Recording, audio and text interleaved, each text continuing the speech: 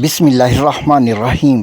بھارت کے بزدلانہ حملے کے جواب میں پاکستان نے ان حملوں میں استعمال ہونے والے 5 جنگی طیاروں کو مار گرایا ہے۔ بھارت کے ان تباہ ہونے والے طیاروں میں 3 رافیل طیارے، ایک Su-30 اور ایک MiG طیارہ شامل ہے۔ پاکستانی فضائیہ نے HQ-9 ایئر ڈیفنس سسٹم سے 3 رافیل طیارے مار گرائے۔ یہ صرف سوشل میڈیا ہی کی خبر نہیں بلکہ پاکستانی فوجی ذرائع کی تصدیق شدہ خبر ہے۔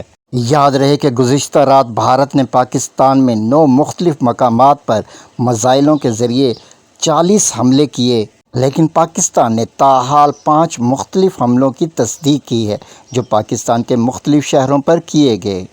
گزشتہ رات بھارت نے انٹرنیشنل بارڈرز کی خلاف ورزی کرتے ہوئے بہاولپور میں سول آبادی کو نشانہ بنایا، جس میں ایک 15 سالہ نوجوان موقع پر شہید ہو گیا۔ اس کے علاوہ 8 مزید شہری بھی شہید ہو گئے۔ اس کے علاوہ بھارت نے لاہور کے نزدیک مرید کے، شیخوپورہ اور سیالکوٹ کے شہری علاقوں پر بمباری کی۔ پاکستانی فضائیہ، جو کہ پہلے سے ہی ان حملوں کے لیے تیار تھی، پاکستان نے ان بزدلانہ حملوں میں استعمال ہونے والے 5 بھارتی طیاروں کو مار گرایا۔ فوجی ذرائع نے دعویٰ کیا ہے کہ ان میں سے 3 رافیل طیارے بھی شامل ہیں۔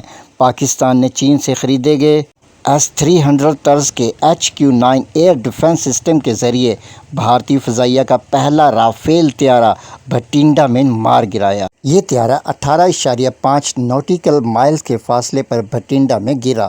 دوسرا رافیل طیارہ جموں میں 13 نوٹیکل مائل کے فاصلے پر مار گرایا گیا، جبکہ بھارتی ایک Su-30 اور ایک MiG طیارہ کرانتی پور جموں میں بالترتیب 19 اور 31 نوٹیکل مائل پر JS-17 طیاروں سے 15 PL میزائل سے نشانہ مار کر گرائے گئے۔ 3 بھارتی رافیل طیاروں کی تباہی پاکستانی فضائیہ کا وہ دندان شکن جواب ہے کہ جو بھارت کے لیے اگلے کئی سال تک بھی ہضم نہیں ہو پائے گا، کیونکہ بھارتی وزیر اعظم نریندر مودی نے 35 رافیل طیاروں کا یہ فلیٹ 2019 میں اس وقت خریدا تھا جب عمران خان وزیر اعظم پاکستان کے حکم پر پاکستان نے بھارت کا MiG طیارہ مار گرایا تھا، اور اس تباہ شدہ طیارے کا پائلٹ ابھینندن گرفتار کر لیا گیا تھا، جو بعد میں پوری دنیا میں مشہور ہو گیا تھا۔